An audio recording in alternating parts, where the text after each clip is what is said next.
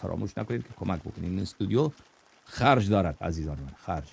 خب پول باید بدیم که این استودیو چراغایش روشن بمانه. علیس آن جنگجو که در صف رزم او بر لب روح القدس زمزمه لافتا عشق علی مشتعل در نفس اهل دل، ذکر علی متصل